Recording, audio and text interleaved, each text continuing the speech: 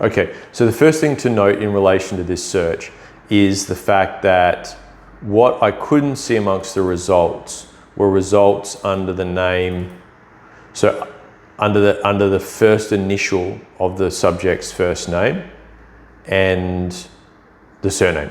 So in circumstances where we don't get what we're after, in this instance, we're endeavoring to locate the subject for the client.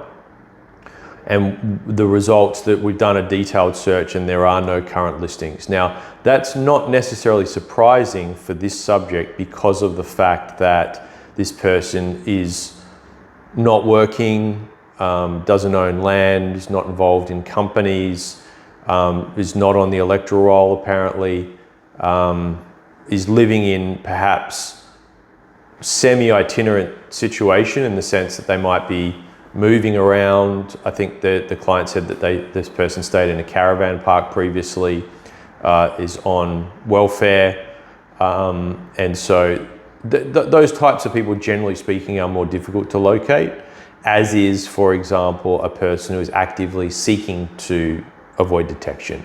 Now, there's no suggestion here that this person is necessarily avoiding detection, but that could be the case. We don't know the backstory. It might be the case that this person doesn't want to be found, doesn't want to be found by the family, doesn't want to be found by anyone that they know. There are people like that. There are people who disappear.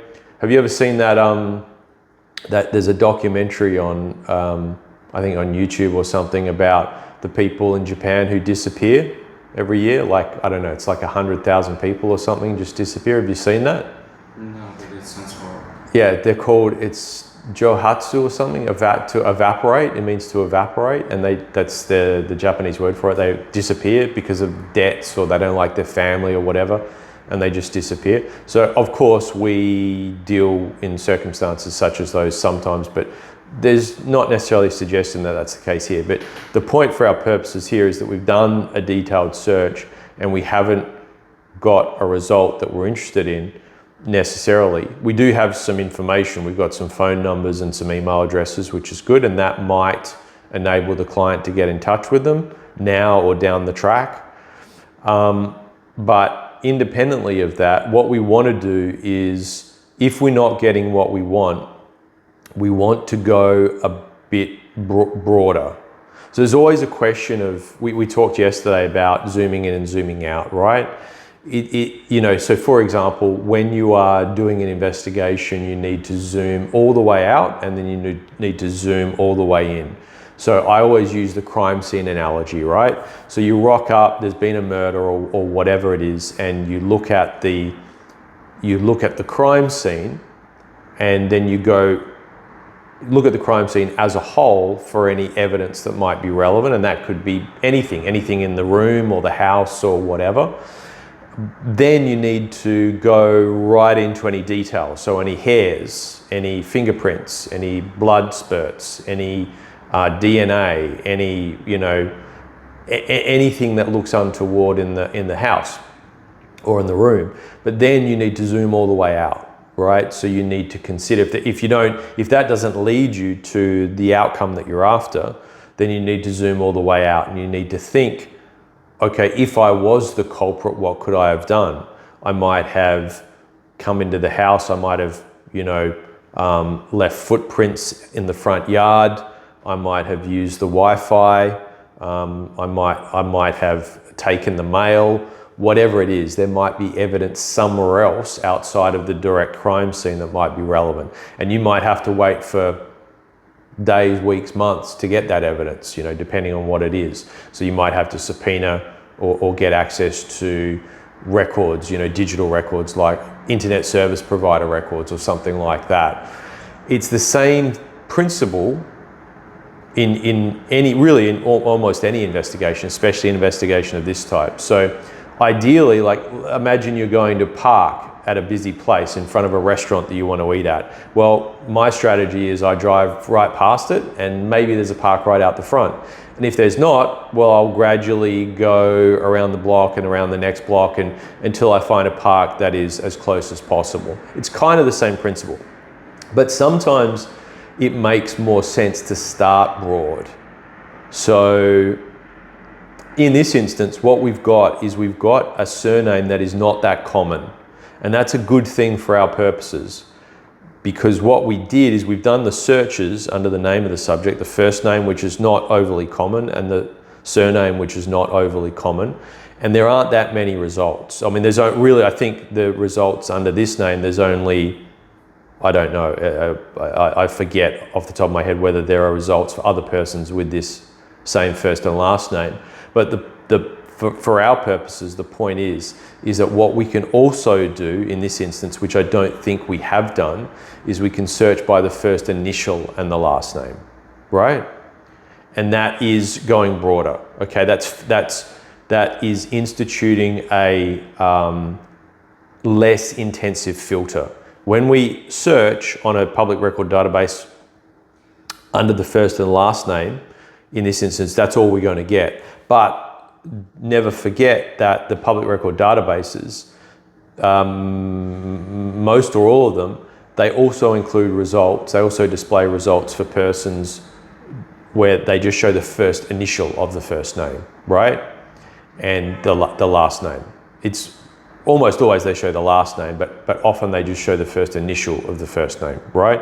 So in those instances, what you will do is you will search A, where possible, A star, or a fuzzy search, or a whatever they call it, a with a open-ended filter. So that will bring up results for any persons with the first name A, and it will also bring up results on the database just where the first initial of the first name is shown, a surname, right?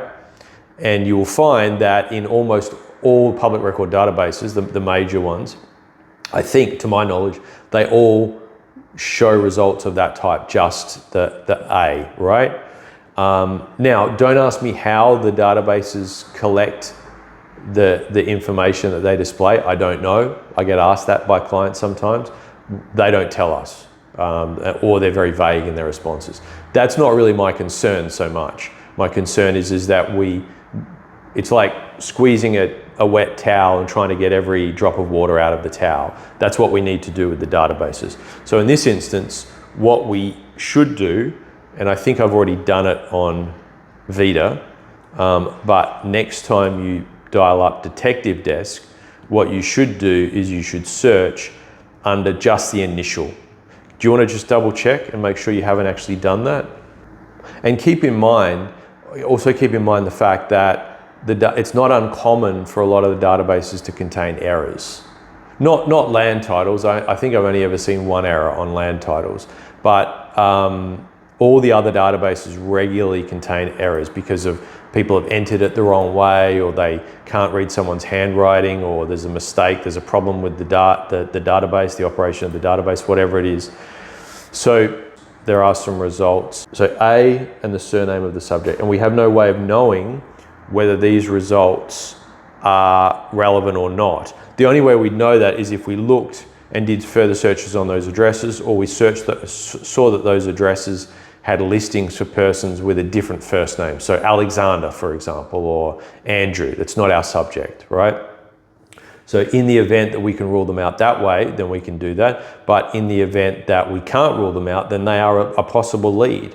And we can say to the client, there's 10 or 20 or whatever listings for a person with the first initial of the name and the correct surname at these addresses, and these are more recent results. And in that instance, we can, you can go to the addresses, we can send mail there. If there's phone numbers, we can call them, do field work, whatever.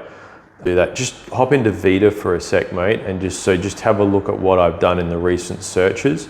So in the recent searches, you'll see that I've done searches under the first initial, and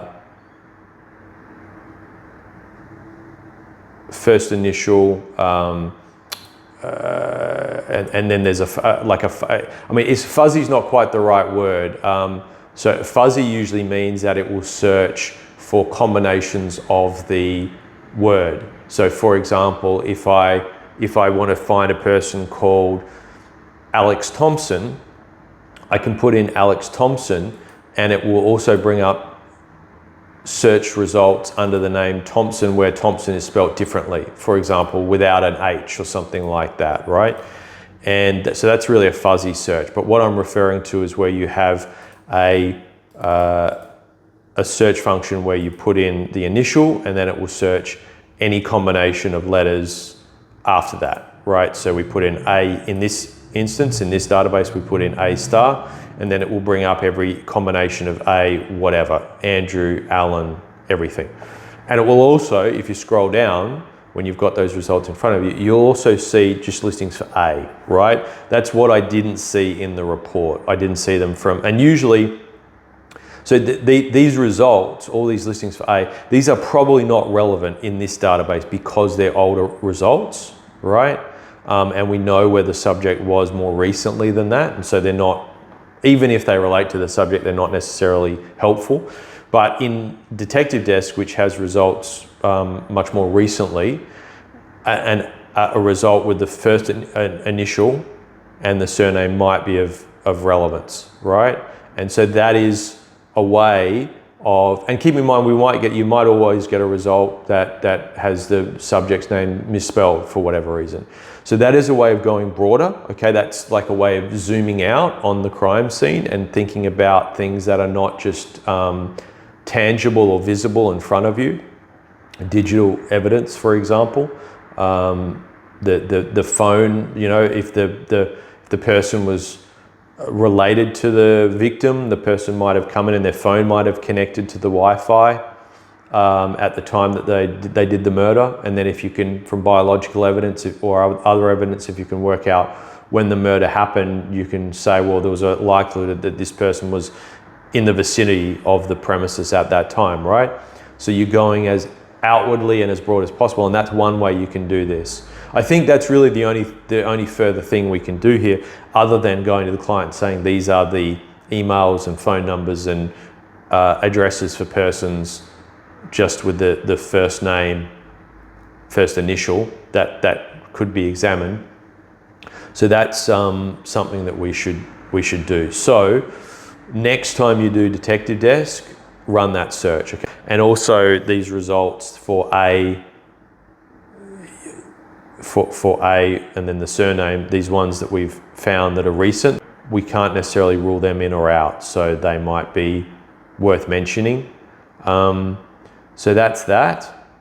So we just want to find a way to go as broad as possible. What you want to do is you want the search filters that you want to institute. You want to play around with that to the extent possible, so and as quickly as possible. So you go as, ideally you run the name and ideally you get a result. But if you don't get a result, you gradually go out, right? You gradually go out and go broader, and then use your brain to filter through the results that the computer will provide, that the database will provide, because your brain is the best tool to do that. And sometimes there will be a result for the subject under just an initial and the surname, and we don't want to miss that, right? You could send off a list of 100 people to the client and say, it could be one of these 100 people. And a client might go off and ring every one of them or send a letter to every one of them, depending on the circumstances. And that might be what is needed to get the result. Now, we can do that for them, but obviously that would involve additional work, you know, beyond what we've quoted for.